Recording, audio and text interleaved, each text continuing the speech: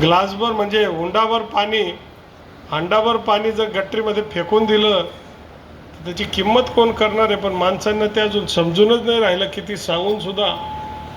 आणि म्हणून आजचा हा कार्यक्रम, हा जलचं महत्त्व सांगणारा हा कार्यक्रम हा देश स्तरावर, राज्य स्तरावर घेण्यात आलेला आहे.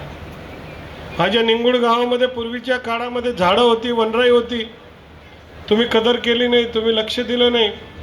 पाहता पाहता कतली होत गेल्या, झाडं संपून गेलं, जंगल संपून गेलं. बाजूला दूर असलेली तापी नदीसुद्धा कोरडी पडून गेली. आणि निंगुड गावामध्ये प्यायला पाणी नसायचं, बोर कोरला. या निंगुड गावाची कहाणी सांगतो मी तुम्हाला. बोर कोरला 400, 500, 600, 800 फूट खोल कोरला, तरी पाणी लागत नव्हतं. ही परिस्थिती निंगुड गावाची 1990, 2005-10 पर्यंत होती.